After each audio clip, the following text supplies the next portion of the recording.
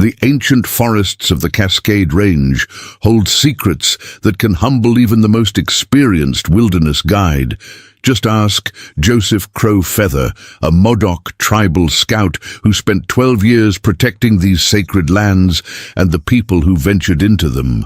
But nothing in his decade of tracking lost hikers and guiding search parties prepared him for what happened during the late October blizzard that swept through the Klamath Basin without warning.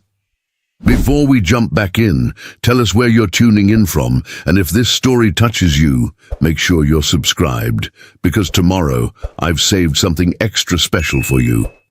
What began as a routine patrol of the ceremonial grounds turned into a desperate rescue mission when he spotted what appeared to be a small child wandering dangerously close to the edge of Medicine Falls, a 200-foot cascade that had claimed the lives of 7 people in the past decade. As he raced through knee-deep snow and sub-zero temperatures to reach what he believed was a lost 8-year-old in mortal danger, Joseph had no idea that his instinctive act of protection would become the most enlightening mistake of his life, and the beginning of a partnership that would bridge 2 worlds in ways neither could have imagined. The woman he thought was a child would turn out to be Dr. Elena Vasquez, a renowned pediatric surgeon whose groundbreaking work with tribal communities was revolutionizing healthcare access in remote areas across the Pacific Northwest. And the misunderstanding that brought them together would ultimately save far more lives than just the one Joseph thought he was rescuing that day. Joseph Crow Feather had never wanted to be anything other than a protector of his people and their ancestral lands.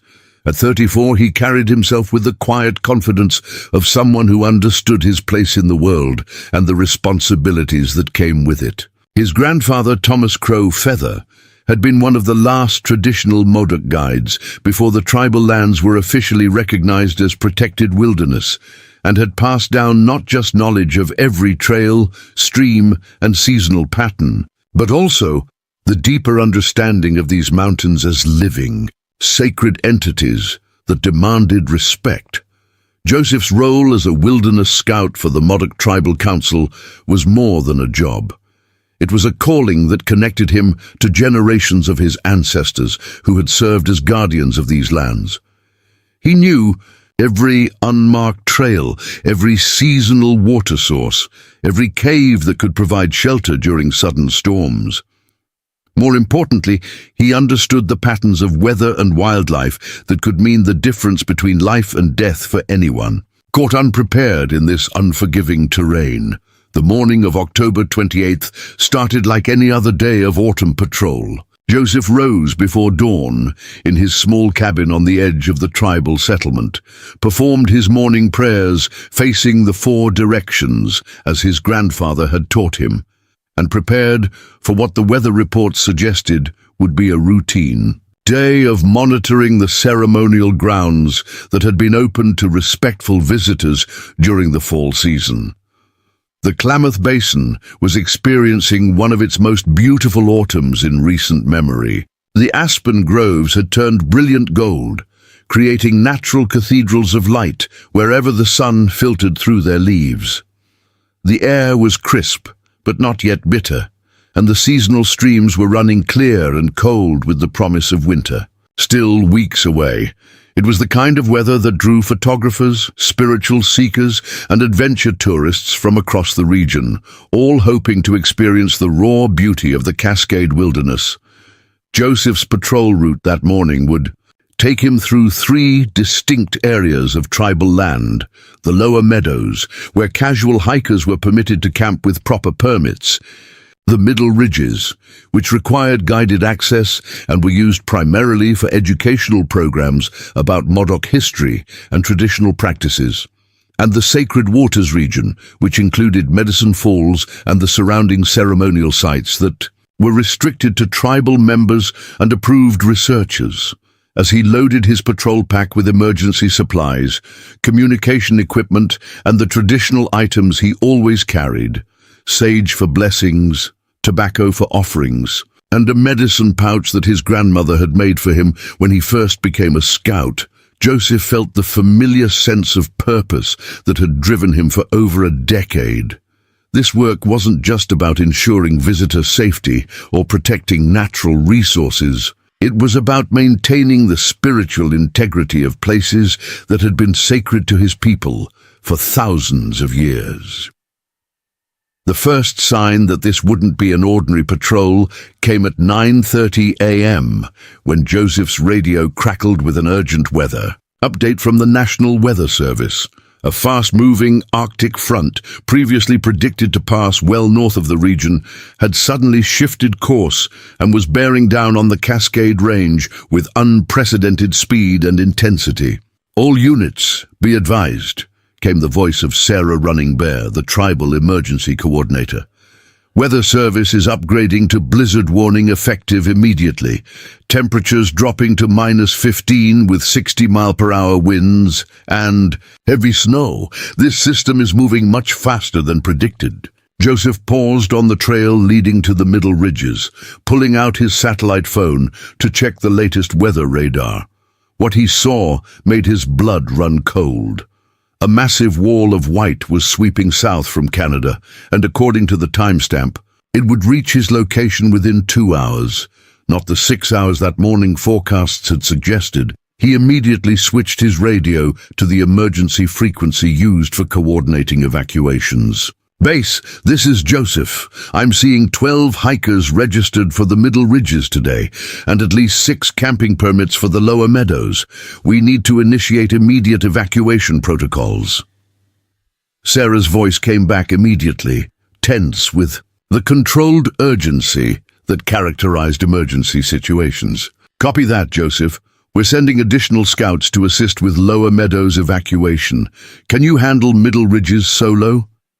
Joseph was already changing direction, heading toward the higher elevation areas where hikers would be most vulnerable to the incoming storm. "Affirmative. I know every person who came through the permit office yesterday. I can track them down." What followed was a race against time that would test every skill Joseph had developed as a wilderness scout. Moving with the efficient urgency of someone who understood mountain weather, he tracked down hiking groups using a combination of trail reading, radio communication, and intuitive knowledge of where people were most likely to be at different times of day. The first group he found was a family of 5 from Portland who had been photographing the aspen groves near Crystal Creek. They were already feeling the first effects of the temperature drop and were grateful for Joseph's guidance. Back to the trailhead. The second group, 3 college students who had been attempting to reach the overlook at Warriors Point, required more persuasion. They had driven 6 hours to get here and were reluctant to abandon their plans for what still looked like manageable weather. "I understand your disappointment," Joseph told them as the first snowflakes began to fall, "but this storm is going to be deadly. The temperature is going to drop 40 degrees in the next hour, and these trails will become impassable. Your families want you to come home safe." By 11:15 a.m., Joseph had successfully evacuated 9 of the 12 registered hikers from the Middle Ridges. The remaining 3 were a research group that had permits for the restricted Sacred Waters area, a privilege that required special approval and was rarely granted to non-tribal members. According to the permit records, they were a team from Oregon Health and Science University studying the medicinal properties of high-altitude plant communities. The trail to Medicine Falls was one that Joseph had walked hundreds of times, but never under conditions like these. The snow was falling heavily now, driven by winds that were beginning to howl through the canyon with increasing intensity. The temperature had dropped 20 degrees in 30 minutes, and Joseph could feel the storm's power building with each step he took toward the ceremonial grounds. Preparing and narrating this story took us a lot of time, so if you are enjoying it, subscribe to our channel. It means a lot to us now. Back to the story. Medicine Falls was the spiritual heart of this section of tribal land. a place where Modoc healers had conducted ceremonies for generations. The falls themselves dropped 200 feet over a series of granite ledges, creating a mist that was believed to carry prayers to the spirit world. The surrounding area included sweat lodge sites, medicine gathering areas, and vision quest locations that were considered too sacred for casual visitation. Joseph's grandfather had brought him here for the first time when he was 13, explaining that these waters held healing power for those who approached them with proper respect and understanding. It was also a place of considerable danger. The combination of wet rocks, high altitude, and precipitous drops had made it a site of numerous accidents over the years. As he climbed toward the falls, Joseph found clear evidence that the research team had been here recently. Footprints in the mud near the upper viewpoint, equipment marks where someone had set up measuring devices, and most concerning, signs that the group had split up rather than staying together as their permit required. Following the freshest tracks, Joseph made his way toward the overlook area where visitors typically went to photograph the falls. The storm was intensifying rapidly now, with visibility dropping to less than 50 feet and the wind creating a continuous roar that made it difficult to hear anything else. Snow was accumulating quickly, turning familiar landmarks into confusing white shapes that could easily disorient even experienced hikers. That's when he heard it, a sound that cut through the storm noise and made his heart skip. Someone was calling for help, but the voice was thin and high, almost lost in the wind. Joseph stopped, straining to locate the source of the call. It seemed to be coming from the direction of the falls themselves, from an area that was extremely dangerous, even in good weather. Using his hands to cup around his ears and rotating slowly, Joseph triangulated the direction of the calls. They were definitely coming from near the falls, but from a location that made no sense. The sound seemed to be coming from below the main overlook, possibly from the series of narrow ledges that were created by the granite formations around the cascade. Moving as quickly as safety allowed, Joseph made his way toward the edge of the overlook, using trees and rock formations to anchor himself against the increasingly violent wind. The snow was now falling so heavily that it was difficult to see more than a few yards in any direction, but the calls for help were becoming more distinct and more urgent. When he reached the edge of the overlook and looked down toward the falls, what Joseph saw made his training and instincts take over immediately. About 60 feet below him, on a narrow ledge that was barely wide enough for one person, a small figure in bright red winter clothing was pressed against the rock face, clearly in distress. From Joseph's vantage point, everything about the situation suggested a child in mortal danger. The figure was small, probably no more than 4.5 feet tall, and was wearing what appeared to be oversized winter gear that suggested someone who was unprepared for serious mountain conditions. The person was moving carefully, but seemed to be having difficulty maintaining balance on the icy ledge, and every few seconds would call out for help in a voice that the wind and distance made sound young and frightened. Joseph's mind immediately went to the most logical explanation. Somehow, a child had become separated from the research group and had ended up stranded in one of the most dangerous locations in the entire Sacred Waters area. The ledge where the figure was located was not accessible by any marked trail. Getting there would have required either a serious climbing accident or a deliberate decision to leave the safe viewing areas. Without hesitation, Joseph activated his emergency radio. "Base, this is Joseph at Medicine Falls. I have a stranded child on the lower ledges, approximately 60 feet below the main overlook. Weather conditions are deteriorating rapidly. I'm going to attempt rescue." Sarah's voice came back immediately, strained with concern. "Joseph, did you say a child? We don't have any children registered for Sacred Waters permits today." "I'm looking right at them," Joseph replied, already moving toward his climbing gear. "Small person, red winter clothes, appears to be 8 to 10 years old.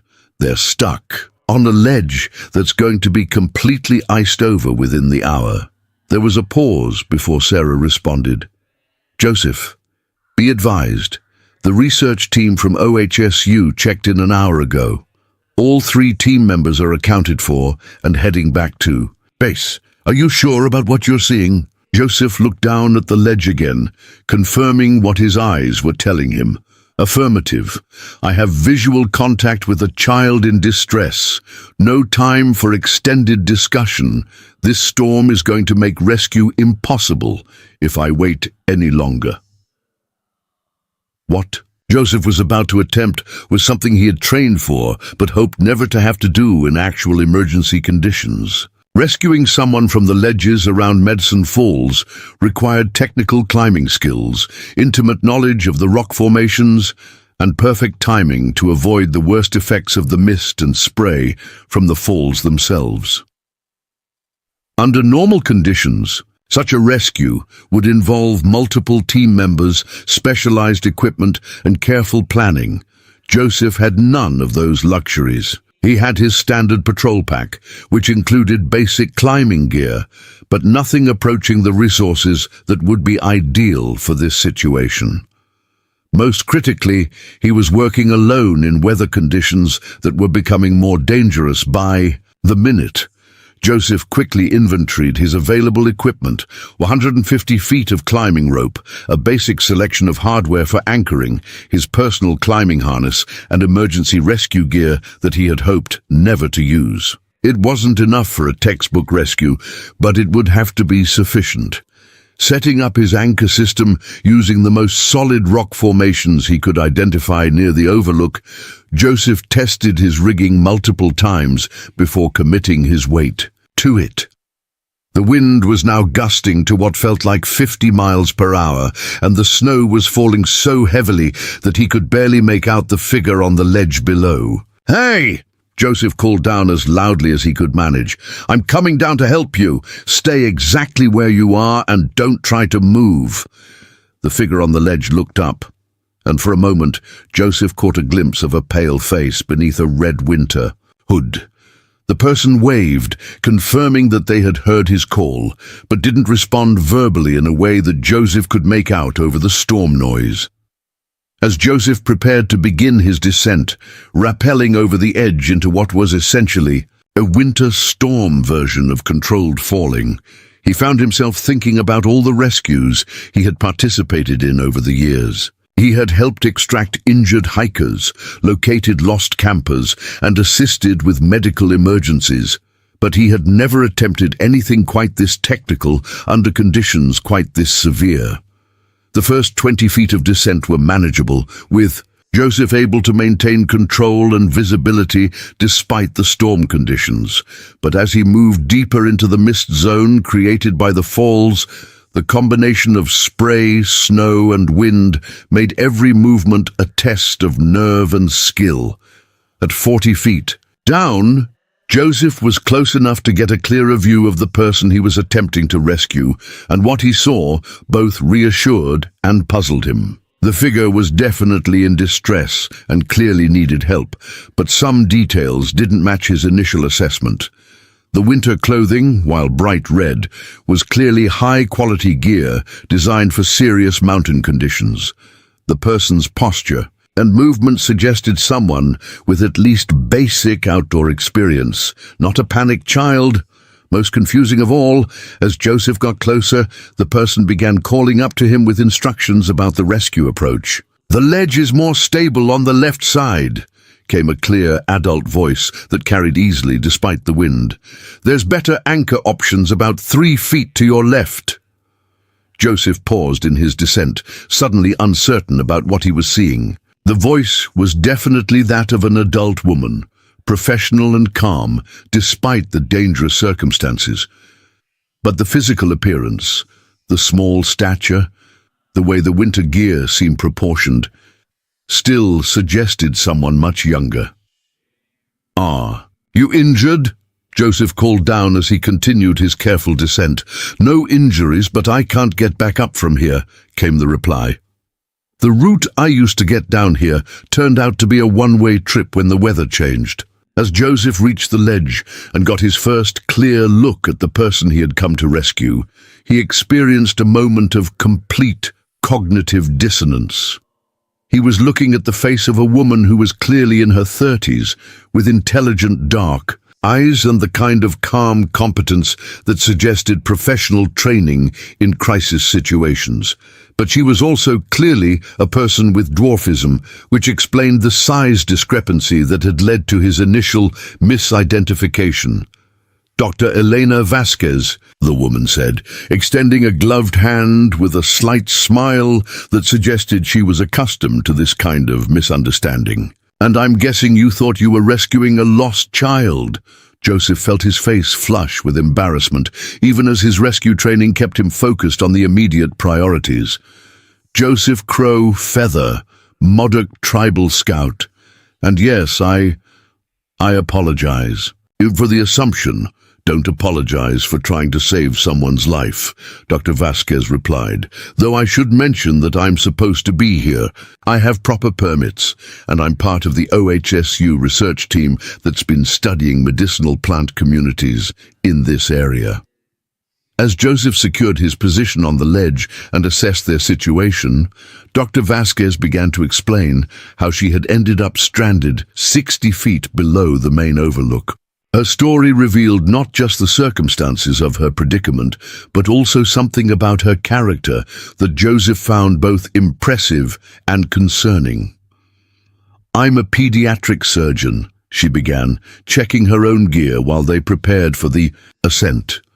"But I also have a research background in ethnobotany, the study of how different cultures use plants for medicine. The Modoc people have knowledge of plant-based treatments that could revolutionize certain aspects of pediatric care, particularly for children in remote areas who don't have easy access to conventional medical facilities." Joseph listened with growing interest as Dr. Vasquez explained that she had been granted special research permits to study plant communities in the Sacred Waters area, because her work had the potential to benefit both tribal communities and broader medical practice.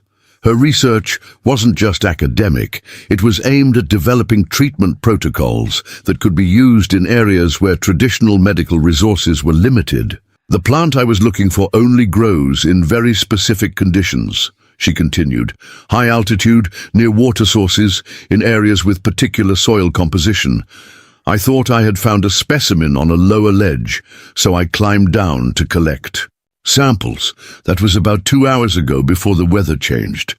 Joseph was beginning to understand not just how Dr. Vasquez had ended up in this situation, but also why she had been willing to take the risk. Her work wasn't casual research. It was potentially life-saving medical development that could benefit the very communities whose land she was studying.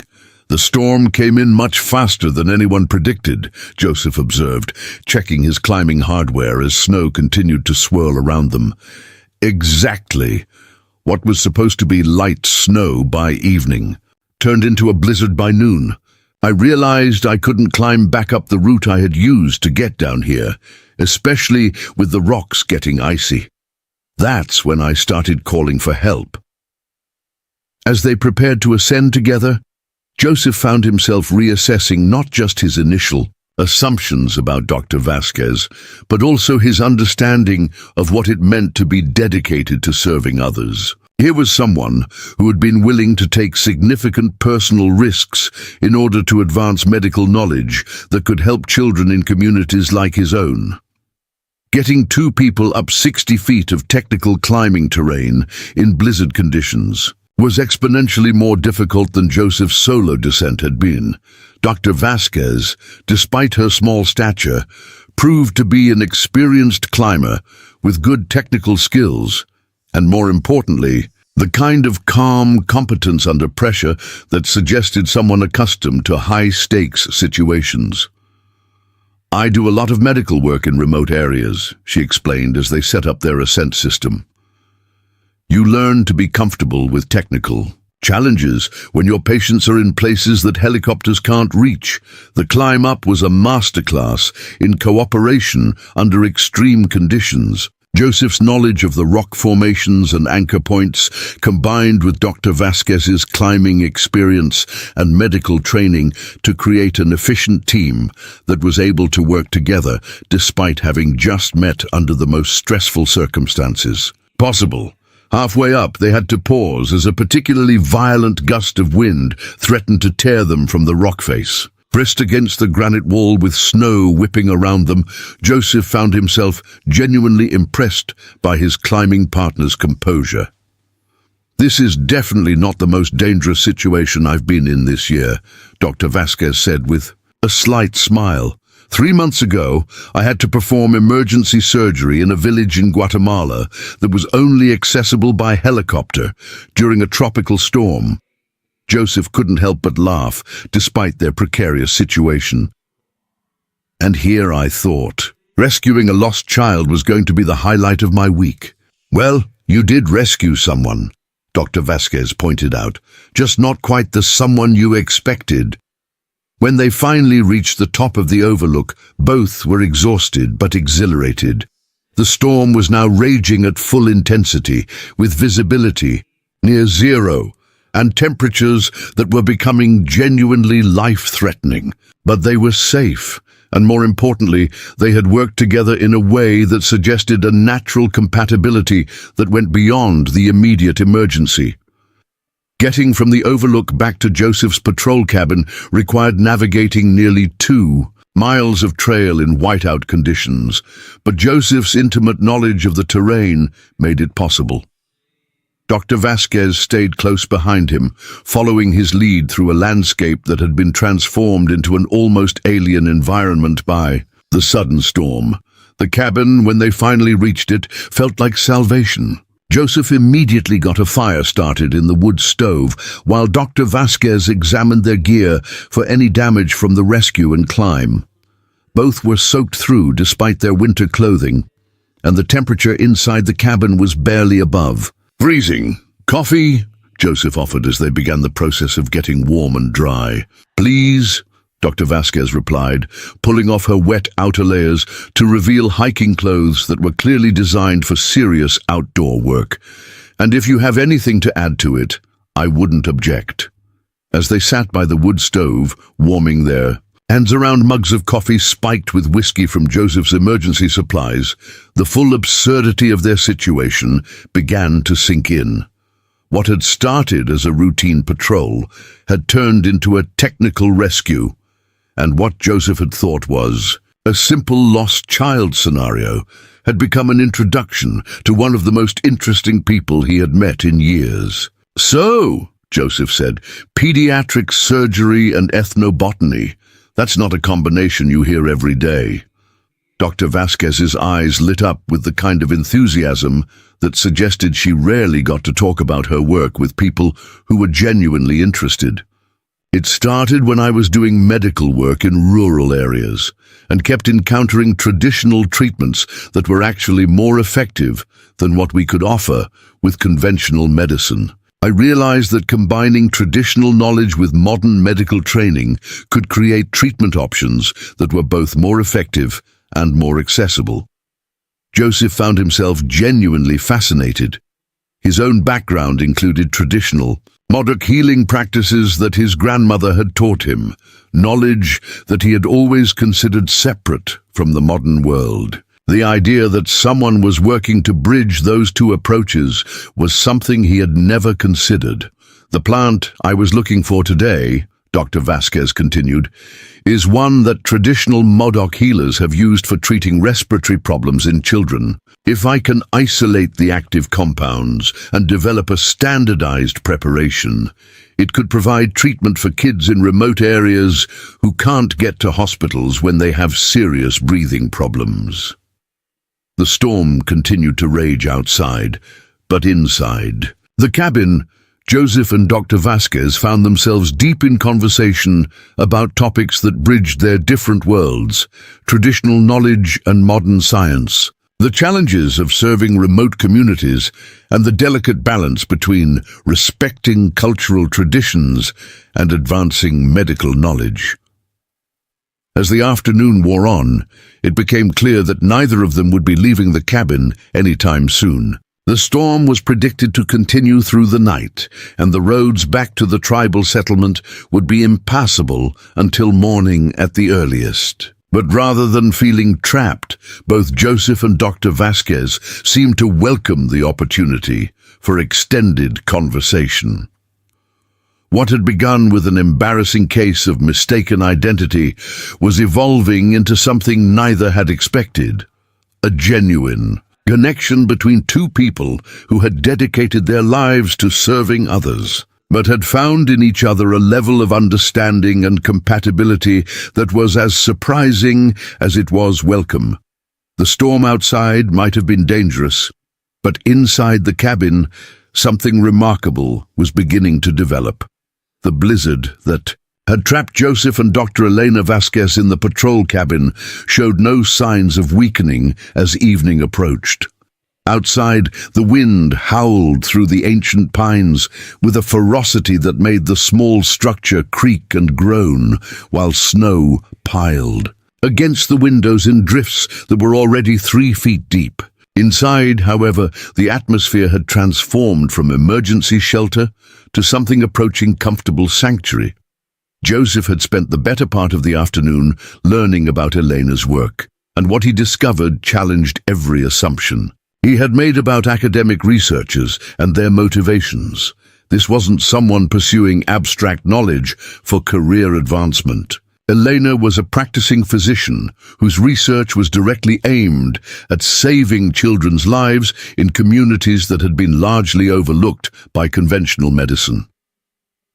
The first time I encountered traditional plant medicine was during my residency, Elena explained, as she helped Joseph prepare a simple dinner from his emergency supplies. I was working in a free clinic in East LA, treating kids whose families couldn't afford regular medical care. This grandmother brought in her grandson who had been suffering from chronic respiratory problems that weren't responding to conventional treatments. Joseph listened intently as Elena described how the elderly woman had been using a tea made from desert plants to treat the child's breathing problems, with results that were dramatically better than anything the clinic had been able to achieve. Instead of dismissing the traditional remedy, Elena had taken the time to understand what the grandmother was doing and why it was working. That's when I realized that traditional healers weren't competition for modern medicine, Elena continued. They were potential partners who had knowledge that could complement everything I had learned in medical school. The problem was that most of my colleagues saw traditional treatments as primitive superstition rather than alternative approaches worth studying. The conversation revealed a depth to Elena's character that Joseph found increasingly compelling. She wasn't just a skilled surgeon. She was someone who had chosen to dedicate her career to bridging the gap between different healing traditions, often at considerable personal and professional cost. My department chair thinks I'm wasting my time with ethnobotany research, Elena admitted with a rueful smile. He's made it clear that my career advancement depends on focusing on conventional surgical procedures rather than what he calls folk medicine investigations. But I've seen too many cases where traditional treatments provided solutions that modern medicine couldn't offer. Joseph found himself sharing stories of his own grandmother, Mary Crow Feather, who had been one of the last traditional Modoc healers in their community. She had known which plants could reduce fever, which could ease pain, and which could help with breathing problems. But most of that knowledge had died with her because younger generations had been encouraged to rely on modern medical facilities. That's exactly the problem I'm trying to address, Elena said, her eyes lighting up with professional passion.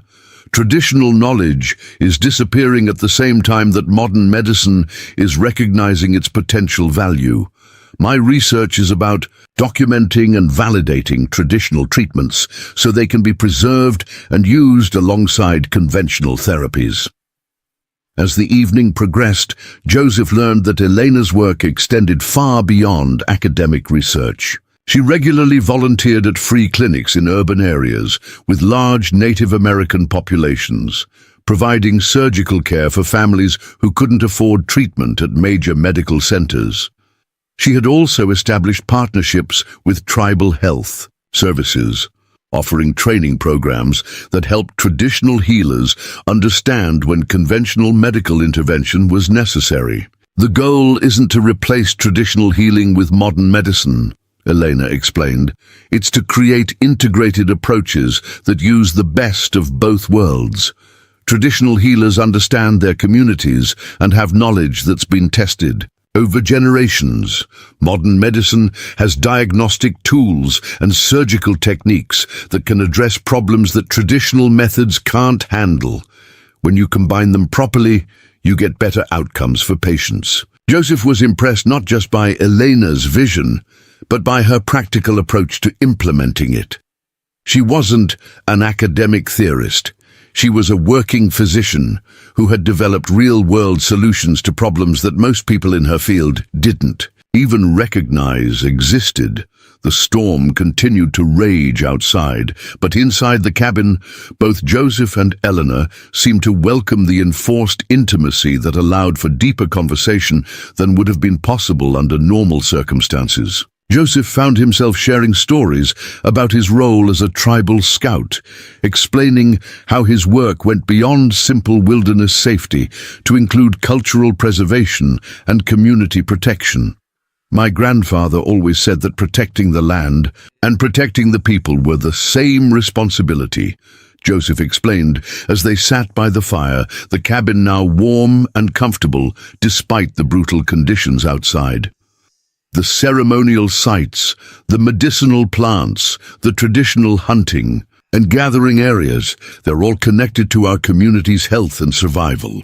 When I'm patrolling these areas, I'm not just preventing accidents, I'm maintaining connections that have existed for thousands of years. Elena nodded thoughtfully. That's exactly what I'm trying to document in my research. Traditional healing isn't just about individual plants or treatments. It's about entire systems of knowledge that connect people to their environment in ways that support long-term health and survival. The conversation revealed remarkable parallels between their respective approaches to serving their communities. Both had chosen careers that prioritized service over personal advancement. Both worked in fields that required deep understanding of traditional knowledge, and both had experienced skepticism from colleagues who didn't understand the value of their chosen paths. As the night deepened, Joseph found himself increasingly drawn to Elena's combination of intellectual curiosity and practical compassion. She was clearly brilliant. Her medical training and research credentials were impressive by any standard, but she was also someone who had chosen to use her abilities in service of communities that were often overlooked or underserved. "Can I ask you something?" Joseph said, as they prepared to settle in for the night. The cabin had only one bed, but Joseph had already insisted that Elena take it while he made himself comfortable on the couch near the fire. "Of course. What made you choose pediatric surgery? That's got to be one of the most demanding specialties." In medicine, Elena was quiet for a moment, and Joseph sensed that he had touched on something deeply personal. When she finally answered, her voice carried a vulnerability that she hadn't shown earlier. "I was born with a condition called achondroplasia, which is the most common form of dwarfism," she began. "I spent my childhood in and out of hospitals, dealing with complications that required multiple surgeries. Most of my doctors were competent, but they saw me as a collection of medical problems rather than as a person with goals and dreams." Joseph listened without interrupting, understanding that Elena was sharing something that she didn't talk about casually. "There was one surgeon, Dr. Patricia Reyes, who was different. She talked to me like I was a person, not just a patient. She explained what she was doing and why, and she made me feel like I was part of the team working to solve my medical problems. She's the reason I decided to become a doctor. Elena's story continued, revealing how her own medical experiences had shaped her approach to treating children. She understood what it felt like to be scared and vulnerable in medical settings, and she had dedicated her career to ensuring that her patients felt respected and empowered rather than helpless. The ethnobotany research grew out of my pediatric work, Elena explained. I kept encountering families who were using traditional treatments alongside conventional medicine, often with better results than either approach would have achieved alone. I realized that understanding traditional healing could make me a better pediatric surgeon. Joseph was struck by the courage it must have taken for Elena to pursue such a demanding career path, especially in a field where physical stature might seem relevant to some people's perceptions of capability. He was also impressed by how she had transformed her own challenging medical experiences into empathy and skill that benefited her patients. I imagine you face some skepticism about your abilities, Joseph observed carefully. Eleanor's laugh was rueful, but not bitter. That's putting it mildly. I've had colleagues suggest that pediatric surgery might be too physically demanding for someone my size. I've had parents request different surgeons because they assumed I wasn't qualified. I've had to prove myself over and over again in ways that my colleagues never had to. But you kept going. I kept going because my patients needed me to keep going. Children are facing life-threatening medical problems, and their families are desperate for help. I couldn't let other people's assumptions prevent me from providing that help. Joseph found Elena's determination deeply inspiring.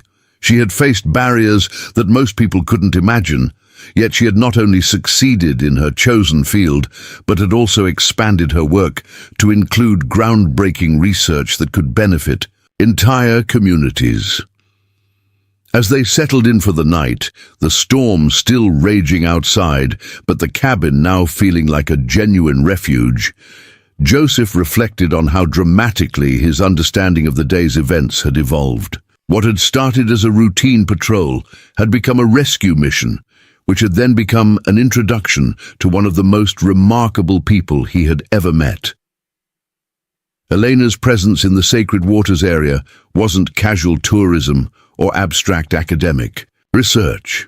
She was working to preserve and validate traditional healing knowledge that could literally save lives.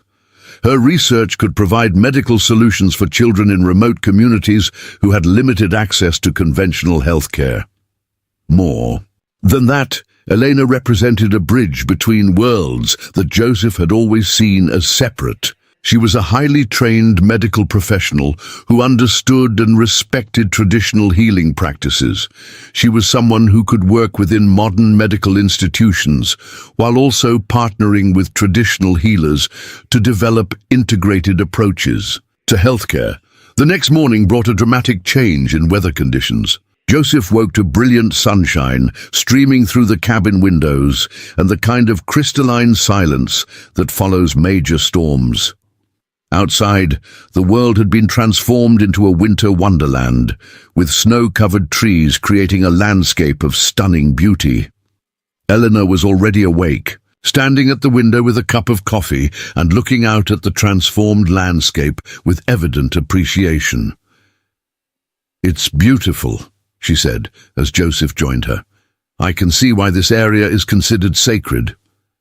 Joseph nodded, seeing the familiar landscape through her eyes and recognizing anew the profound beauty of the place he had dedicated his life to protecting. "My grandfather used to say that after major storms, the land reveals its true spirit. Everything unnecessary gets stripped away, and what remains is pure essence." They spent the morning digging out from the storm, with Elena proving to be remarkably capable with a shovel despite her small stature.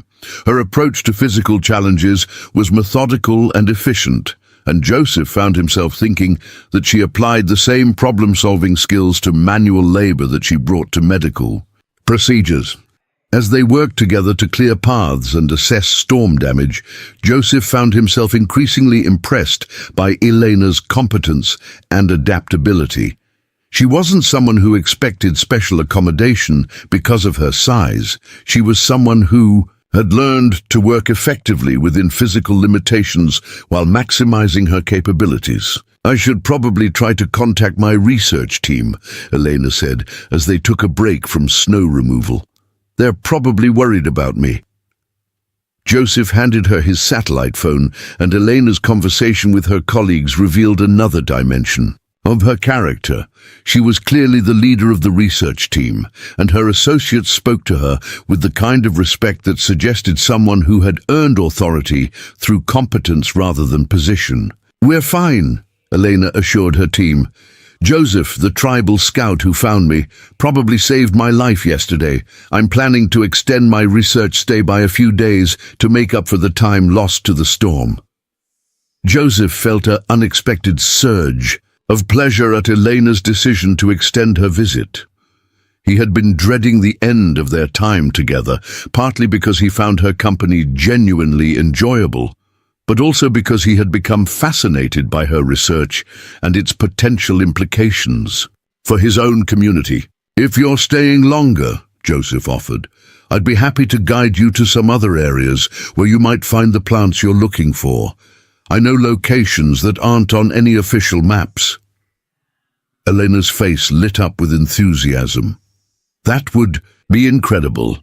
Most of my research has been limited to areas that are accessible through normal hiking trails. If you could show me locations that traditional healers actually used, it could revolutionize my understanding of how these plant communities develop."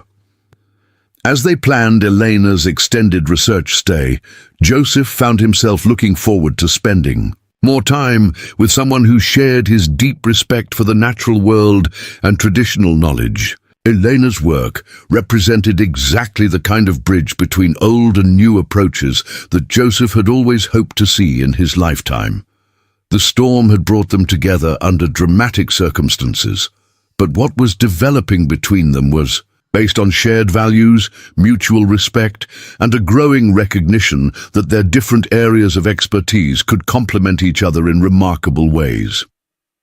By afternoon, the roads were cleared enough for travel, but neither Joseph nor Elena seemed eager to return to their separate worlds. Instead, they spent the day exploring areas near the cabin where Elena could begin her botanical research, while Joseph shared traditional knowledge about medicinal plants that his grandmother had taught him.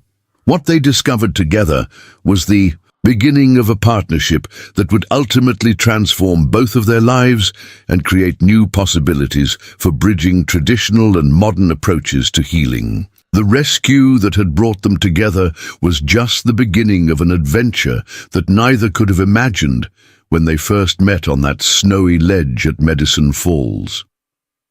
3 weeks after the blizzard that had brought them together, Joseph and Elena had established a research partnership that was producing results neither had anticipated. Elena had officially extended her research leave from the university, setting up a temporary field station in an unused ranger cabin that the tribal council had made available for her work.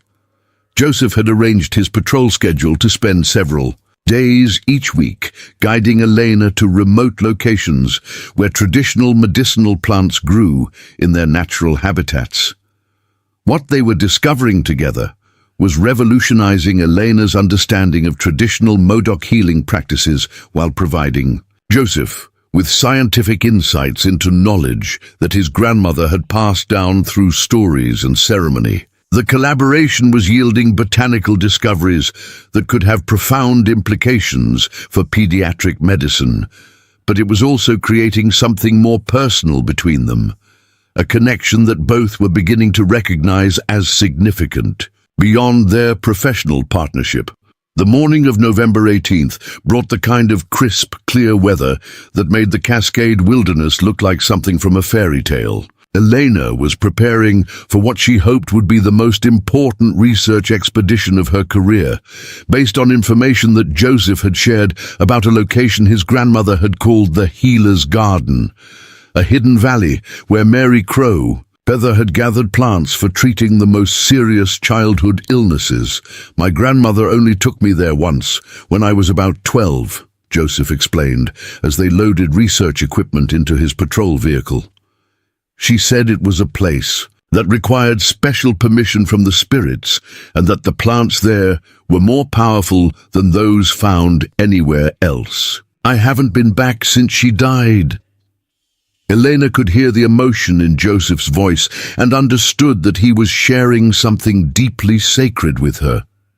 Over the past 3 weeks, she had learned to recognize the difference between information that Joseph shared casually and knowledge that came from the most protected aspects of his cultural heritage. "Are you sure about this?" Elena asked gently.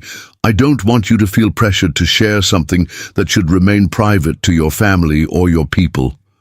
Joseph was quiet for a moment, considering her question with the careful deliberation that Elena had learned to respect. "I've been thinking about what my grandmother would want," he said finally. "She was a healer, and her primary concern was always helping people who were sick or in pain. If the knowledge she gave me can help you develop treatments that will save children's lives, I think she would want me to share it." The drive to the Healer's Garden required navigating a series of increasingly primitive roads that eventually gave way to hiking trails known only to tribal members. Elena was impressed by Joseph's intimate knowledge of the terrain, the way he could navigate by subtle landmarks that she would never have noticed. A distinctive rock formation here, a particular bend in a creek there, the angle of certain trees that indicated direction and distance. Traditional Modoc navigation was based on reading the land like a book, Joseph explained, as they hiked deeper into territory that appeared on no official maps. "Every feature tells a story about where you are and where you're going. My grandfather spent years teaching me to see those stories. The trail they were following was barely visible, more of a suggestion than an actual path, winding through dense forest and across streams that had to be forded carefully." Elena found herself depending entirely on Joseph's guidance, a level of trust that felt both natural and significant, given how much their partnership had deepened over the past weeks. 2 hours into their hike, Joseph stopped at what appeared to be an unremarkable section of forest and began looking around with intense concentration. "We're close," he said, moving slowly and examining trees and rock formations with the kind of focus that Elena had learned meant he was reading signs that were invisible to her. After several minutes of careful searching, Joseph approached a cluster of large boulders and began moving aside branches and debris that had accumulated naturally over the years. Behind the camouflage of fallen logs and overgrown vegetation, Elena could make out what appeared to be a narrow passage between the rocks. "The entrance is hidden intentionally," Joseph explained. "My grandmother said that the Healer's Garden was protected not just by its physical location, but by spiritual guardians who would only allow entry to those who approached with proper respect and pure intentions." What they found on the other side of the hidden passage was unlike anything Elena had encountered in her years of botanical research. The Healer's Garden was a natural amphitheater, perhaps 2 acres in size, surrounded by high rock walls that created a unique microclimate. Springs emerged from several points along the rock face, creating a network of small streams that flowed through the valley before disappearing underground. Most remarkably, the garden contained plant communities that Eleanor had never seen growing together in nature. Species that typically require different soil conditions, different elevations, and different climate patterns were thriving side by side in this protected environment. It was as if the garden had become a natural laboratory where plants had evolved unique characteristics in response to the special conditions created by the rock walls and underground water sources. "This is incredible," Eleanor breathed, immediately beginning to document what she was seeing. Some of these plant combinations shouldn't be possible in nature. The soil chemistry, the water conditions, the microclimate, everything here is creating relationships between species that exist nowhere else. Joseph watched with deep satisfaction as Elena began her scientific documentation, understanding that she was seeing the healer's garden through eyes trained to recognize its unique botanical significance. His grandmother had always said that this place was special, but Elena's expertise was revealing just how extraordinary it actually was. As Elena worked methodically through the garden, taking samples and detailed photographs while recording GPS coordinates and environmental data, she began to understand why Mary Crow Feather had considered this location the source of her most powerful medicines. The plants here weren't just different varieties of common species, they were genetically distinct populations that had developed unique chemical properties in response to the garden's specialized environment. "Joseph, look at this!" Elena called excitedly, examining a cluster of plants that appeared to be related to common respiratory remedies but showed distinct morphological differences. "These plants are producing compounds that I've never seen. In laboratory analyses of their common relatives, the concentration of active ingredients is exponentially higher than what you'd find in plants growing under normal conditions." Joseph joined her examination of the plants, and Eleanor was struck by how naturally their different types of knowledge complemented each other. Joseph could identify plants that his grandmother had used for specific treatments, while Eleanor could analyze the chemical properties that made those treatments effective. Together, they were creating a comprehensive understanding that neither could have achieved alone. The morning's work revealed plant after plant with remarkable properties, respiratory remedies that showed enhanced effectiveness, pain relief, compounds with fewer side effects than conventional medications, and most remarkably, several species that appeared to have developed unique properties for treating childhood developmental disorders. "My grandmother used to make a tea from these 3 plants together," Joseph said, indicating a combination that Elena had been studying with growing excitement. She said it could help children who had trouble breathing, but also children who had difficulty learning or concentrating. "I never understood the connection until now." Elena's analysis suggested that the plant combination contained compounds that could address both respiratory function and neurological development, a connection that modern medicine was only beginning to understand, but that traditional healers had apparently recognized for generations. As the day progressed, Elena's excitement grew with each new discovery.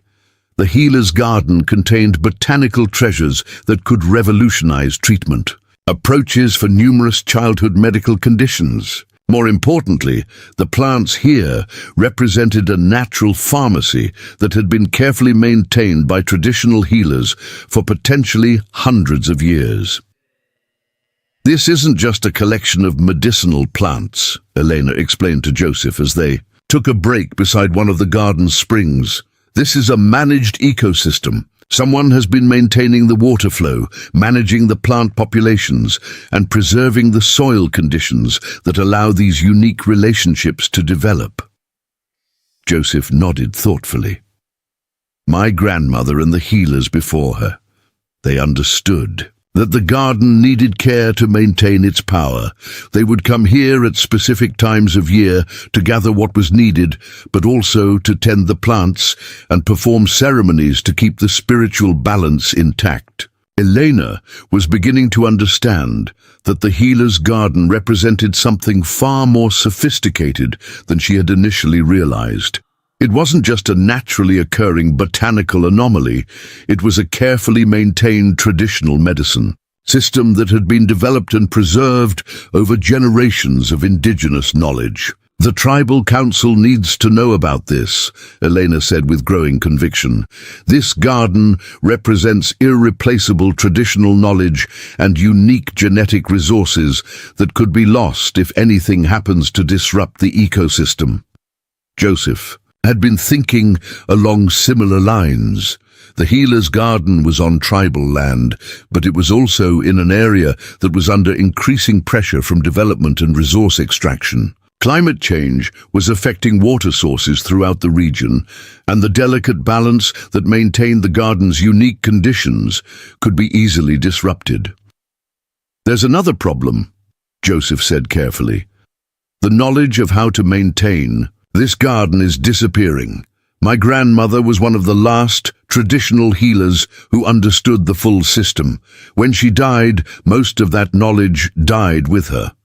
Elena immediately understood the implications. The healer's garden wasn't just a repository of unique medicinal plants. It was a living library of traditional ecological knowledge that required active maintenance to survive. Without proper care, the garden's unique ecosystem could deteriorate. "Within a few years, what if we work together to document everything?" Elena suggested. "Not just the plants and their properties, but the traditional management practices that maintain the ecosystem. We could create a comprehensive record that would preserve the knowledge and provide guidance for future caretakers." Joseph was intrigued by the possibility. Combining Elena's scientific documentation with his traditional knowledge could create a preservation record that honored both indigenous wisdom and modern conservation practices. As afternoon turned to evening, Elena and Joseph found themselves deep in planning discussions that went far beyond their original research collaboration. They were talking about creating a long-term partnership that could preserve traditional knowledge, advance medical research, and protect an irreplaceable natural resource. "I'd need to establish a permanent research station here," Elena mused. "Not just for a few months, but for years. This kind of documentation and preservation work requires long-term commitment." Joseph felt a surge of hope at Elena's words. The possibility of her establishing a permanent presence in the area would mean not only the preservation of the healer's garden, but also the continuation of their partnership, which had become increasingly important to him on both professional and personal levels. "The tribal council would support that," Joseph said with growing enthusiasm, "especially if the research could provide medical benefits for our community and others like it. There are health problems affecting Native American children that could potentially be addressed by treatments developed from these plants." Elena's eyes lit up with the possibility. "We could create a model program that combines traditional healing knowledge with modern medical research. It could serve communities throughout the region while preserving irreplaceable cultural and botanical resources."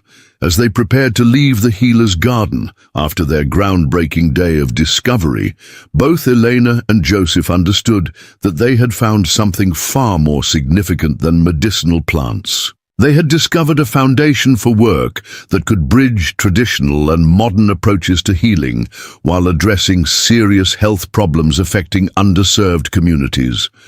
The hidden garden represented everything that Elena had hoped to find in her research: traditional knowledge that could advance modern medicine, botanical resources with unique properties, and indigenous wisdom that could inform contemporary healthcare approaches. For Joseph, the garden represented a way to honor his grandmother's legacy while contributing to the health and welfare of future generations.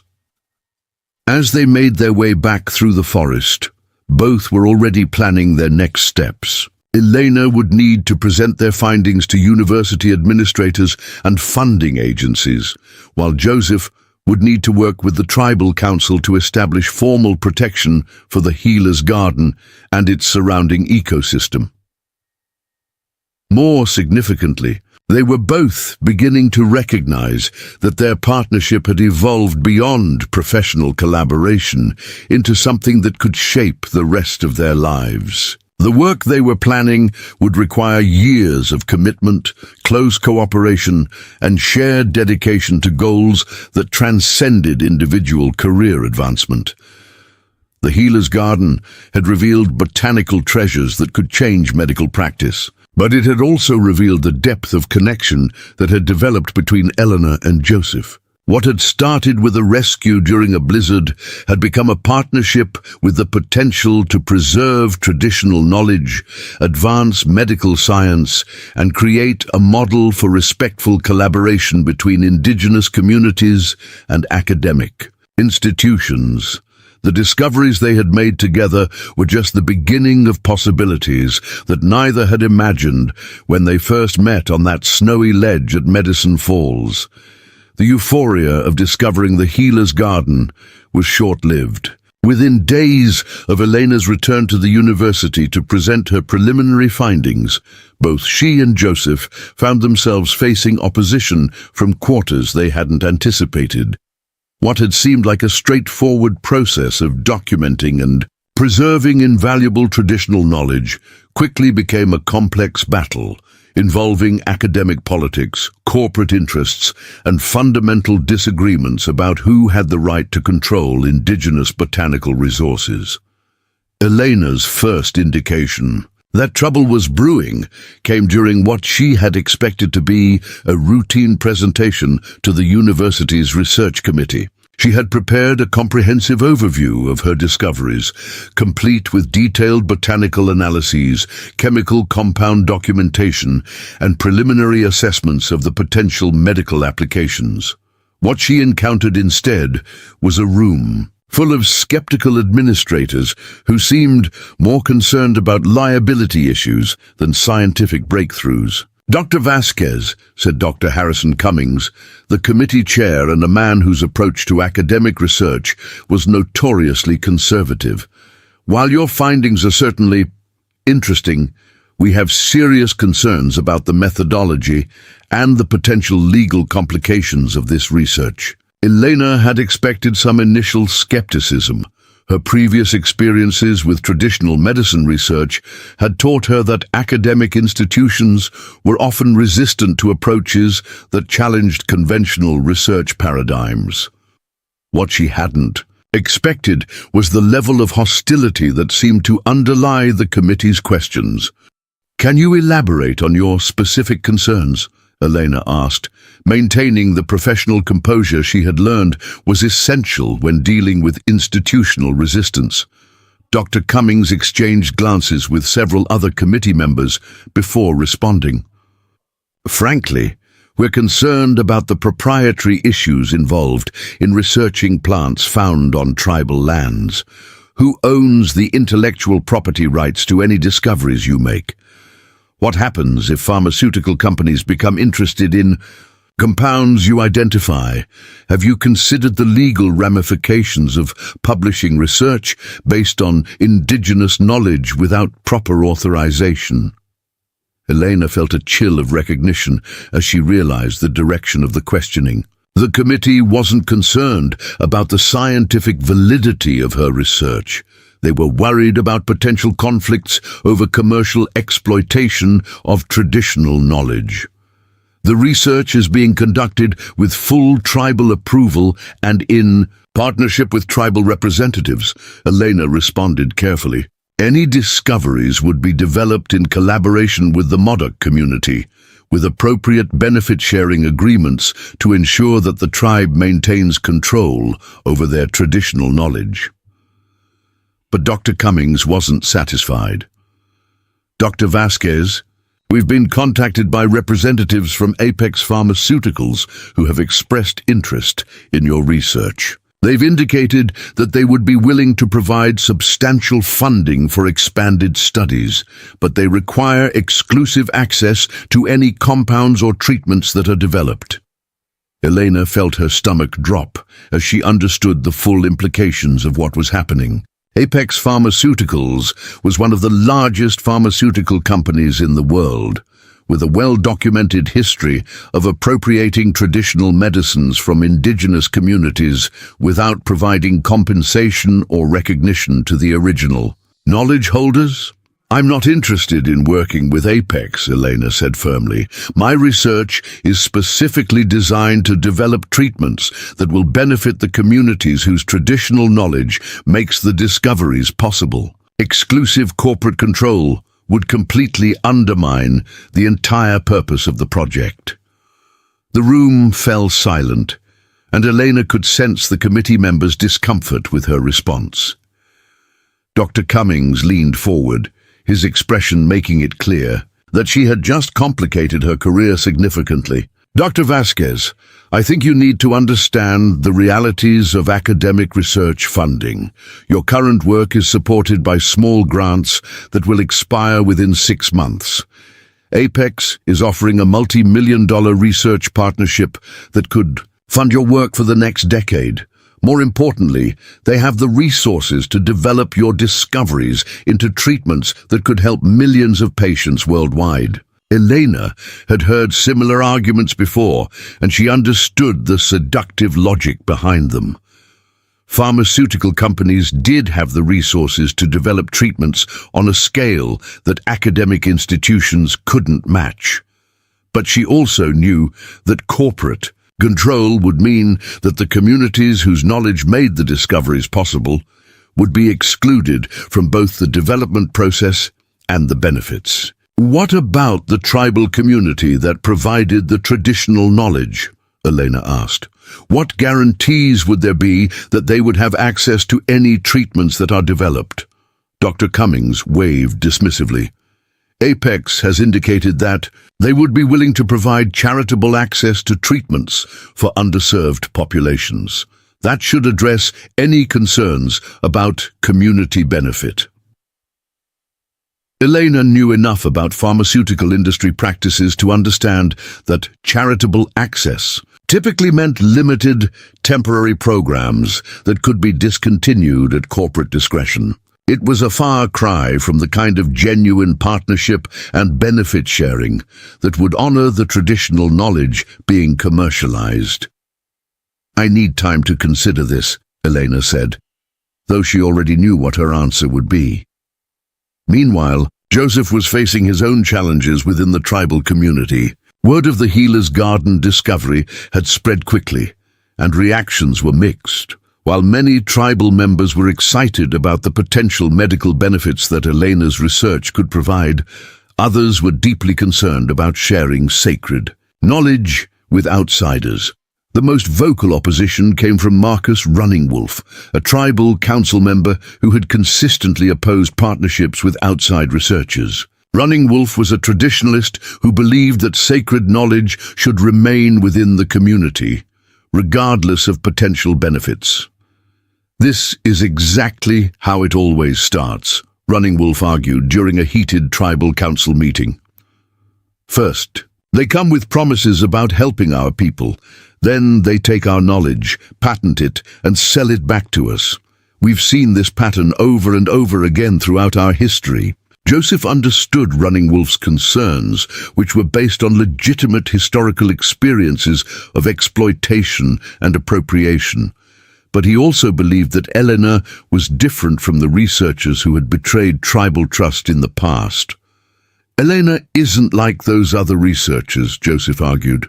"She's been completely transparent about her work, and she's committed to ensuring that our community maintains control over our traditional knowledge. More importantly, her research could help save children's lives in our community and others." Like it, Running Wolf wasn't convinced. "How do you know she won't change once there's serious money involved? How do you know her university won't force her to sign agreements that give away our rights? We've heard these promises before, Joseph." The tribal council meeting continued for hours, with passionate arguments on both sides. Some members supported Joseph's partnership with Elena, seeing it as an opportunity to preserve traditional knowledge while developing modern medical applications. Others agreed with Running Wolf that sharing sacred knowledge with outsiders was inherently risky, regardless of good intentions. The debate was complicated by the arrival of unexpected visitors, representatives from Apex Pharmaceuticals, who had somehow learned about the Healer's Garden discoveries and had come to the reservation to propose their own partnership with the tribal community. David Thornton, Apex's Director of Natural Products Research, presented what he described as a generous partnership opportunity that would provide the tribe with immediate financial benefits in exchange for exclusive access to the medicinal plants and traditional knowledge associated with the Healer's Garden. We're prepared to offer the Modoc Nation a substantial upfront payment, plus ongoing royalties from any products that are developed, Thornton explained to the assembled tribal council. Our resources and expertise could turn these traditional remedies into FDA-approved medications that could help millions of patients worldwide. Joseph listened to Thornton's presentation with growing unease. The pharmaceutical executive spoke about traditional knowledge as if it were a commodity to be purchased, with no understanding of the sacred relationships and cultural protocols that governed access to healing plants. What guarantees would our people have that we would maintain control over how our knowledge is used? Asked Tribal Chairman Robert Crow Dog. Thornton's response was telling. Obviously, once we've entered into a development partnership, the specific applications would be determined by our research and regulatory teams. But we're committed to ensuring that tribal members have access to any treatments that are developed. Joseph recognized the same empty promises that Elena had heard at the university. Corporate control would mean that the tribe would become passive, recipients of whatever benefits the company chose to provide, with no real voice in how their traditional knowledge was developed or applied. The tribal council meeting ended without resolution, but the divisions within the community had become clear. Some members were attracted by Apex's immediate financial offers, while others remained committed to the more complex but potentially more equitable partnership that Elena represented. Elena, meanwhile, was facing increasing pressure from her own institution. Dr. Cummings had made it clear that her refusal to work with Apex would have consequences for her career advancement. The university was also questioning her extended research leave and demanding that she either return to her regular teaching and clinical duties or formalize her botanical research into a funded program with clear deliverables. You're putting your entire career at risk, warned Dr. Jennifer Martinez, Elena's department chair and one of her few allies in the medical school administration.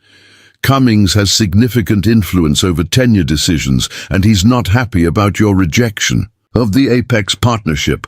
Elena understood the implications. As someone who had already faced career challenges due to assumptions about her physical capabilities, she couldn't afford to be seen as difficult or uncooperative by university administrators. But she also couldn't compromise the principles that had driven her research from the beginning. I didn't get into medicine to make pharmaceutical companies rich, Elena replied. I became a doctor to help patients, especially children who don't have access to adequate health care. The Healers' Garden research is about developing treatments that will actually be available to the communities that need them most. Dr. Martinez nodded sympathetically, but remained practical. I understand your motivations, Elena, but you need to find a way to continue your research that doesn't put you in direct conflict with the administration. Maybe there's a middle ground that would satisfy both your principles and the university's requirements.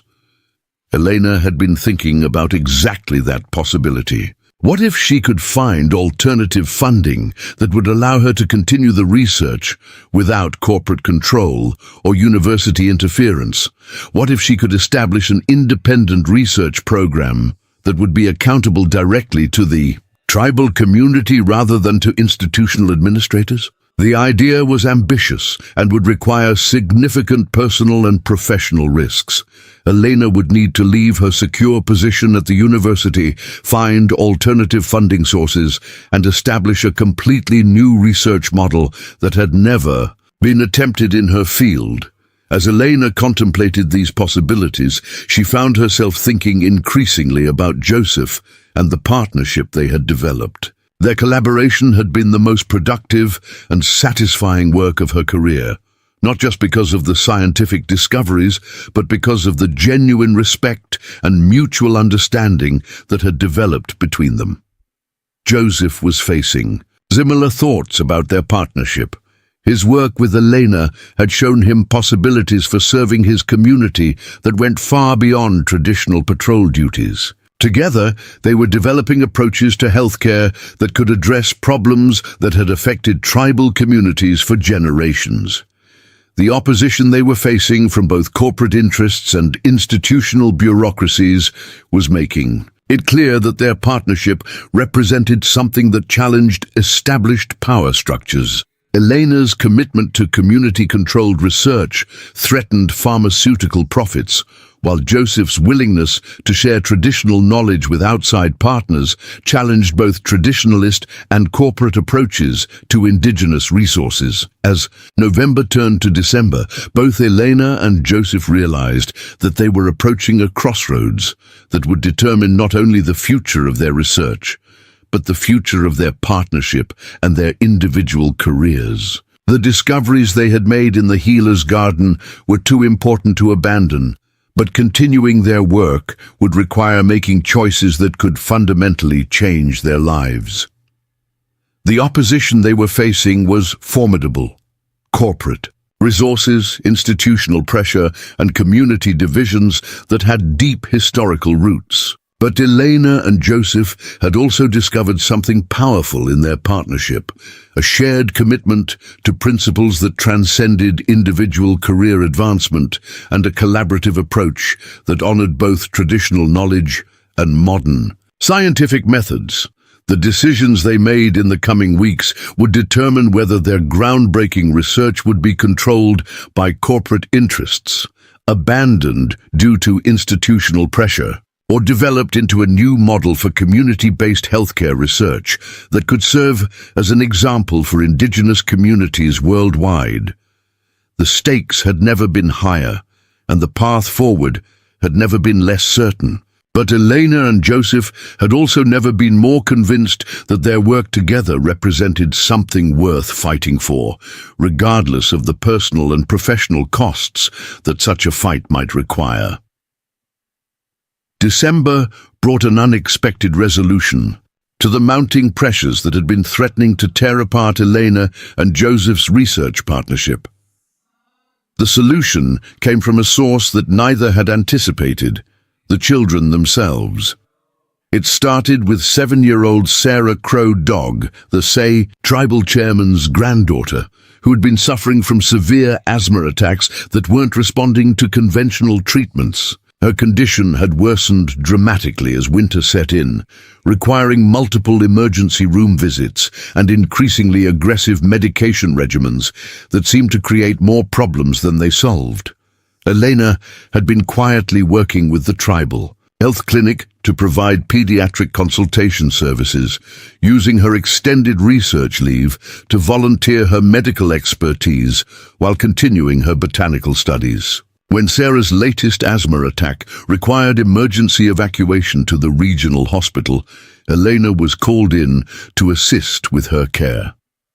"Nothing we're doing is working," Dr. Patricia Yellowhorse, the clinic's chief physician, explained to Elena as they reviewed Sarah's medical history. "The conventional bronchodilators are causing heart rhythm problems. The steroids are affecting her growth and immune system, and she's still having attacks every few days." Elena studied Sarah's chart with growing recognition. The child's symptoms matched exactly the type of respiratory problems that traditional Modoc healers had treated using plants from the healer's garden. More specifically, they matched the conditions that Joseph's grandmother had described when explaining the uses of certain plant combinations that Elena had documented during her research. "What if we tried a different approach?" Elena suggested. "Carefully, I've been researching traditional treatments that might be effective for exactly this type of respiratory condition." Dr. Yellowhorse was immediately interested. As a Native American physician who had grown up hearing stories of traditional healing practices, she was more open to integrative approaches than many of her colleagues. What kind of traditional treatments? Elena explained her research findings, describing the unique plant compounds she had identified in the healer's garden and their potential applications for pediatric respiratory conditions. She was careful to emphasize that any traditional treatments would be used in conjunction with conventional medical monitoring, not as replacements for established safety protocols. With the tribal chairman's permission and Dr. Yellowhorse's medical supervision, Elena prepared a carefully measured treatment using plants that Joseph had helped her gather from the healer's garden. The preparation followed traditional methods that Joseph had learned from his grandmother, but Elena's scientific training allowed her to standardize dosages and monitor chemical concentrations in ways that ensured safety. The results were remarkable. Within hours of receiving the traditional plant treatment, Sarah's breathing improved dramatically. Her oxygen levels stabilized, her coughing subsided, and for the first time in months, she was able to sleep through the night without respiratory distress. More importantly, the traditional treatment didn't produce any of the side effects that had been complicating Sarah's conventional therapy. Her heart rhythm remained stable, her appetite returned, and her energy levels began to recover. Word of Sarah's dramatic improvement spread quickly through the tribal community, and suddenly the abstract debates about research partnerships and corporate control became urgently personal. It was concrete evidence that Elena and Joseph's research wasn't just academic theory. It was producing real medical benefits for children in their own community. Other families began asking Dr. Yellowhorse about traditional treatments for their children's health problems. Elena found herself consulting on cases involving everything from chronic ear infections to developmental delays, often with encouraging results that demonstrated the practical value of combining traditional plant knowledge with modern medical monitoring. The success stories were compelling enough to shift the entire dynamic of the tribal council debates. Marcus Running Wolf, who had been the most vocal opponent of sharing traditional knowledge with outside researchers, found his position increasingly difficult to defend when confronted with evidence that Elena's research was actually helping tribal children. "I still have concerns about protecting our traditional knowledge," Running Wolf admitted during a council meeting in late December. "But I can't ignore the fact that Dr. Vasquez's work is helping our kids get better when conventional medicine wasn't working." Tribal Chairman Robert Crow Dog was even more direct. "My granddaughter is breathing normally for the first time in months because of this research partnership. That changes everything for me." The clinical successes also provided Elena with powerful leverage in her negotiations with university administrators. When Dr. Cummings called another meeting to pressure her about the Apex partnership, Elena came prepared with documented case studies and treatment outcomes that demonstrated the real-world medical value of her research. "Dr. Vasquez," Dr. Cummings began with his usual condescending tone, "we need to resolve this situation.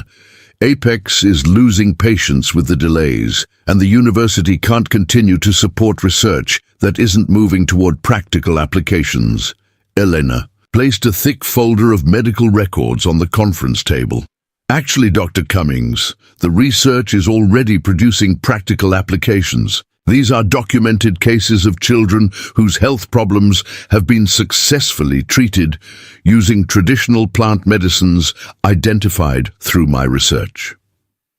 Dr. Cummings frowned as he reviewed the medical records. "These are just a few individual cases.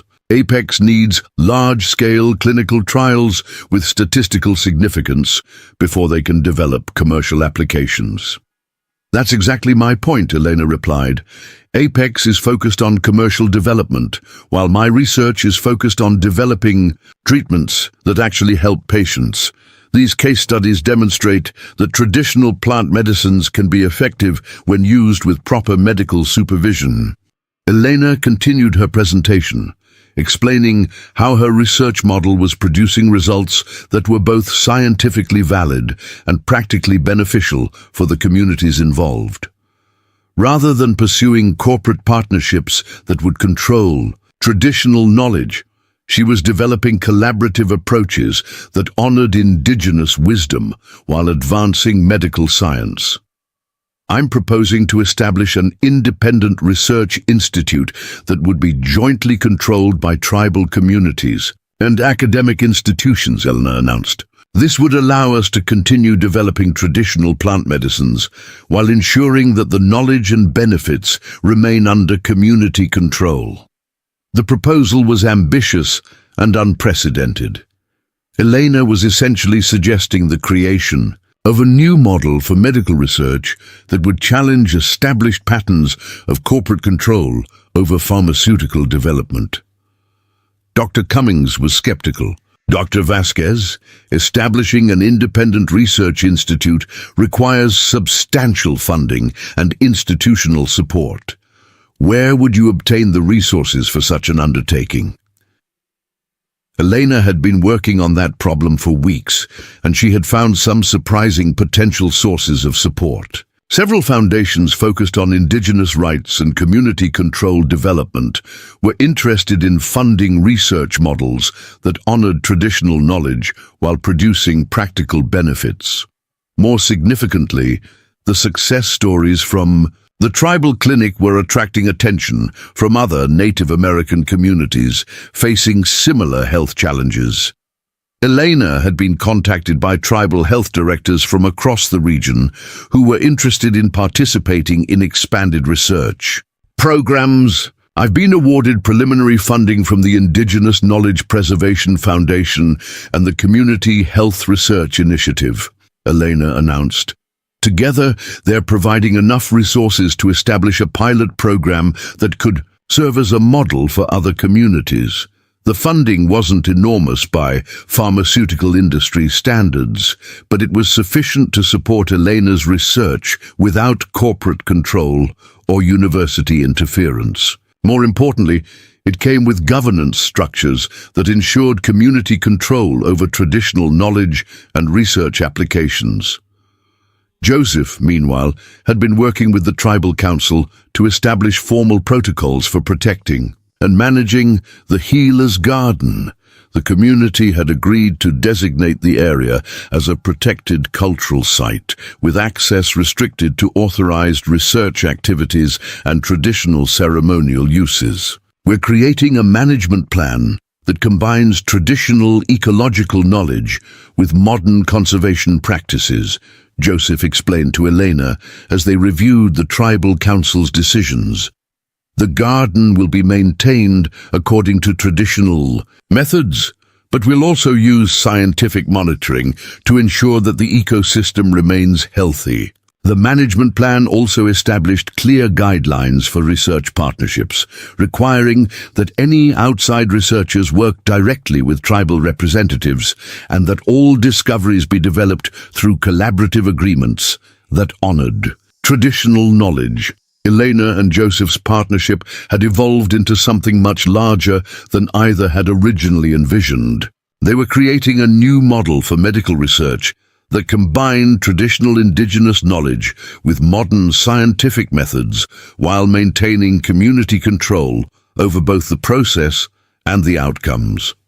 The personal relationship that had developed between them had also deepened through the challenges they had faced together. Fighting for their research partnership had required them to make difficult choices about their careers and their futures, and those shared struggles had created bonds that went far beyond professional collaboration.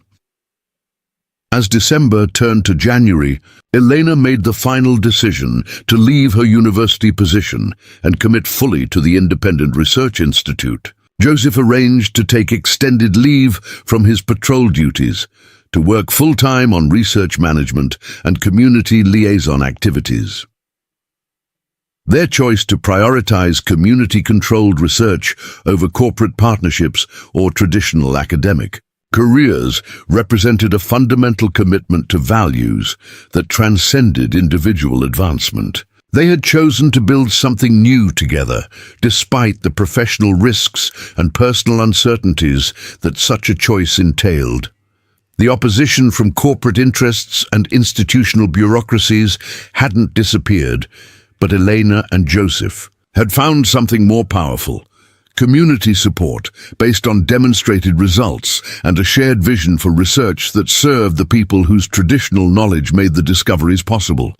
Their partnership had survived its first major test, and the path forward, while challenging, was now clear. They were building a future together that honored both traditional wisdom and modern science, while serving communities that had been overlooked by conventional medical research.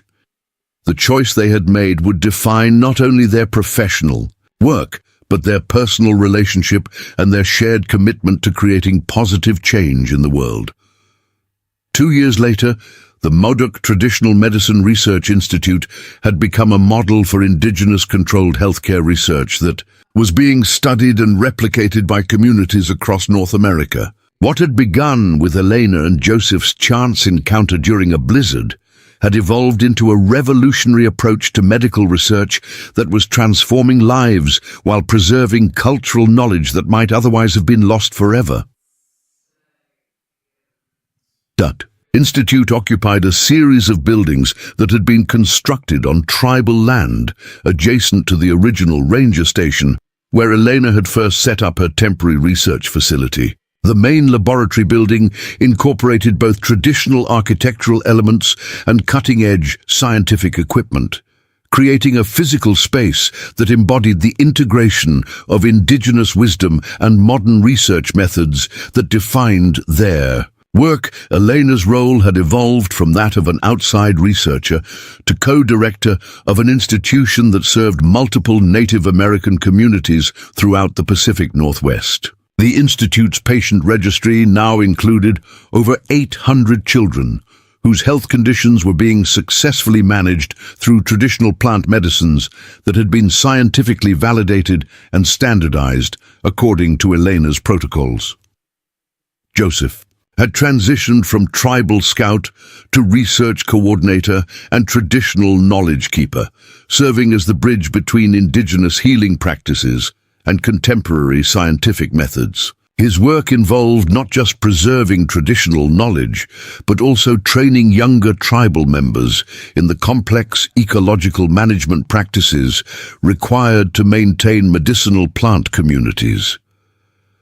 The success of their collaboration had attracted international attention from medical researchers, indigenous rights advocates, and healthcare policy experts who recognized the Institute as a groundbreaking example of community-controlled research. Elena had been invited to present their work at medical conferences around the world, while Joseph had become a sought-after consultant for other tribal communities seeking to establish similar programs.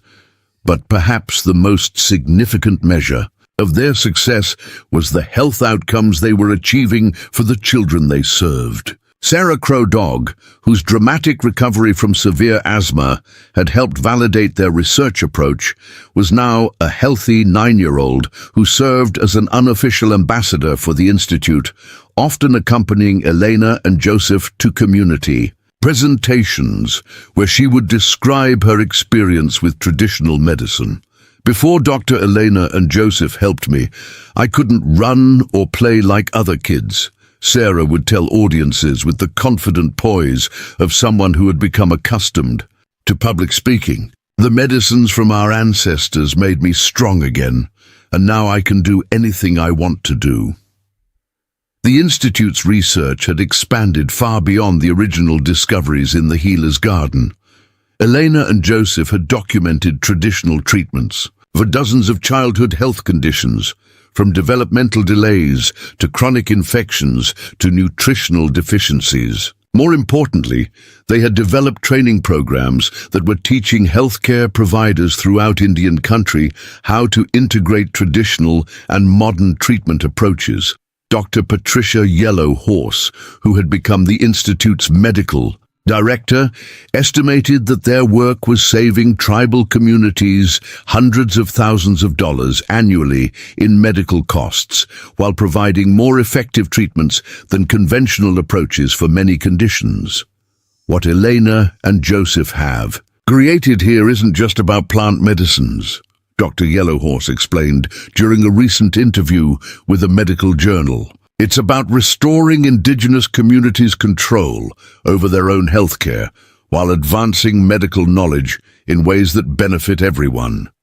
The Institute had also become a center for training the next generation of indigenous healthcare providers. Elena had established fellowship programs that allowed Native American medical students to spend extended periods learning traditional healing methods while completing their conventional medical training. Joseph worked with these students to ensure that they understood not just the practical applications of traditional medicines, but also the cultural protocols and spiritual dimensions that made indigenous healing practices effective. One of their most promising students was Maria Spotted Eagle, a young Lakota woman who was completing her pediatric residency while spending summers at the Institute learning traditional plant medicine preparation. Maria represented the kind of integrated healthcare provider that Elena and Joseph hoped to see throughout Indian country, someone who could work effectively within both traditional and modern medical systems. Learning from Elena and Joseph has changed how I think about medicine, Maria explained, as she prepared traditional respiratory treatments under Joseph's supervision. Medical school taught me how to diagnose and treat diseases, but working here has taught me how to understand health as a relationship between people, communities, and the natural world. The Institute's success had also created opportunities for Elena and Joseph to address some of the broader challenges facing indigenous healthcare. They had been awarded federal grants to develop telemedicine programs that could provide traditional medicine consultations to remote communities, and they were working with tribal colleges to establish curriculum programs that would preserve traditional healing knowledge for future generations. Perhaps most significantly, their work had begun to influence mainstream medical education. Several major medical schools had invited Elena to develop courses on traditional medicine integration, and medical journals were publishing research based on the Institute's treatment protocols. The model they had created was beginning to shift. Conversations about healthcare in indigenous communities, from deficit-based approaches focused on health disparities to strength-based approaches that recognized traditional knowledge as a valuable resource. The professional success, however, was only part of the story. The partnership that had begun with Joseph's mistaken rescue attempt had evolved into a personal relationship that was as strong as their professional collaboration. Elena and Joseph had discovered that their shared commitment to serving others created a foundation for a relationship that was both deeply romantic and profoundly purposeful. The proposal came during a spring evening in the Healer's Garden, 2 years to the day after their first visit to the sacred site. Elena and Joseph had returned to conduct their annual ceremony, honoring the plant spirits and expressing gratitude for the healing knowledge that continued to flow from the garden. As they completed the traditional tobacco offerings that Joseph's grandmother had taught him, Eleanor noticed that Joseph seemed unusually nervous. Throughout their relationship, he had been the steady, calm presence that helped her navigate challenges and maintain perspective. Seeing him uncertain was both endearing and slightly concerning. "Elena," Joseph said as they sat beside the spring that provided water for the garden's unique ecosystem, "there's something I need to tell you, and I'm not sure how to say it properly." Elena turned to face him fully, recognizing the seriousness in his voice. Over the past 2 years, they had developed the kind of communication that allowed them to discuss anything, but something in Joseph's tone suggested that this conversation was different. You know that this place is sacred to my people, Joseph continued, gesturing toward the garden that surrounded them. But it's also become sacred to me personally because it's where I first understood that my life could be about something bigger than I had ever imagined. Elena felt her heart beginning to race as she recognized where the conversation was leading. Before I met you, I thought my purpose was to protect these lands and serve my community in the ways that my grandfather had taught me, Joseph said, his voice growing steadier as he found his words. But working with you has shown me that service can take forms I never considered, and that the right partnership can amplify what both people are capable of achieving. Joseph reached into his pocket and withdrew a small wooden box that Eleanor recognized as the work of Tom Crow Dog, the tribal chairman's brother and a master craftsman who created traditional jewelry using techniques passed down through generations. Eleanor. Vasquez, Joseph said, opening the box to reveal a ring unlike anything she had ever seen. The band was made of silver that had been crafted to resemble intertwined plant stems, set with a stone that appeared to be a piece of the unique crystal formations found in the healer's garden. Will you marry me? Elena's answer came without hesitation, though tears were streaming down her face as she spoke. Yes, Joseph, absolutely yes. As Joseph slipped the ring onto her finger, Elena marveled at how perfectly it fit, not just physically but symbolically. The ring represented everything their partnership had become, a joining of different traditions that created something more beautiful and more powerful than either could achieve alone. The wedding took place 6 months later, during the autumn equinox ceremony that marked the traditional time for harvest and Thanksgiving. The tribal community had embraced Elena as one of their own, recognizing her not as an outsider who had been granted access to traditional knowledge, but as someone who had earned her place through years of respectful service and genuine commitment to community welfare. The ceremony itself reflected the integration of traditions that characterized all of Elena and Joseph's work together.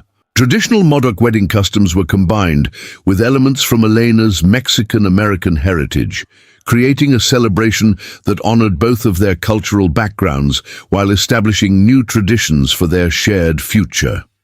Dr. Patricia. Yellow Horse served as one of the witnesses, along with Maria Spotted Eagle and several of the children whose health had been restored through the Institute's treatments. Sarah Crow Dog, now 10 years old and healthy enough to participate in traditional dancing, performed a healing dance that her grandmother had taught her specifically for the occasion.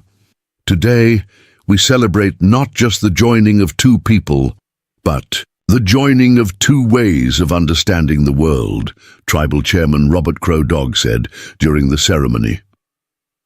Elena and Joseph have shown us that traditional knowledge and modern science can work together to create healing that serves our children and our communities. The celebration continued late into the evening, with traditional foods, drumming, and storytelling that connected the couple's personal joy to the broader community's appreciation for their work. Elena found herself thinking about how far they had all come from that snowy day when Joseph had mistaken her for a lost child. In many ways, she reflected, Joseph had been right about her being lost, not physically but professionally and personally. She had been searching for work that felt meaningful and relationships that felt authentic. The blizzard rescue had led her to both, in ways that neither of them could have anticipated. As the evening wound down and Elena and Joseph prepared to leave for their honeymoon, a research expedition to traditional healing sites in Central America, Elena took a moment to look around at the community that had become her family, the children whose health had been restored, the elders who had shared their knowledge, the young people who were learning to bridge traditional and modern approaches to healing. All of them were part of a story that had begun with a misunderstanding and had grown into something that was changing lives throughout Indian country. Joseph found her standing apart from the celebration, looking thoughtful in the moonlight. "What are you thinking about?" he asked, slipping his arm around her shoulders. I was thinking about that first day when you thought you were rescuing a lost child, Elena replied, leaning into his embrace. In a way, you did rescue someone who was lost, just not in the way either of us expected. Joseph smiled, understanding. Exactly what she meant. And you rescued me too, from thinking that protecting the land and serving the community were things I had to do alone. As they walked back toward their new home, a house they had built together on tribal land, designed to accommodate both Elena's medical practice and Joseph's traditional knowledge preservation work, both reflected on how their partnership had created possibilities that neither had imagined when they first met. The Modoc Traditional Medicine Research Institute would continue to grow, serving more communities and training more healthcare providers in the integration of traditional and modern healing approaches. The model they had created would be replicated by other indigenous communities, creating a network of community-controlled healthcare research that honored traditional knowledge while advancing medical science. But perhaps most importantly, Elena and Joseph had found in each other the kind of partnership that made everything else possible, a relationship based on mutual respect, shared values, and a commitment to serving others that transcended individual ambition. The rescue that had brought them together had become the foundation for a life dedicated to rescuing others, one child at a time, one community at a time, one traditional healing practice at a time. Their story was proof that sometimes the most profound discoveries begin with the simplest misunderstandings, and that the most meaningful relationships are built not on perfect compatibility, but on shared purpose and complementary strengths. As they settled into their new life together, Elena and Joseph knew that their greatest adventures still lay ahead, in the children they would heal, the knowledge they would preserve, and the model they would continue to build for healthcare that honored both traditional wisdom and modern science. The lost child Joseph thought he was rescuing had become his partner in creating a future that neither could have imagined, but both were eager to build together. Up next, you've got two more standout stories right on your screen. If this one hit the mark, you won't want to pass these up. Just click and check them out, and don't forget to subscribe and turn on the notification bell so you don't miss any upload from us.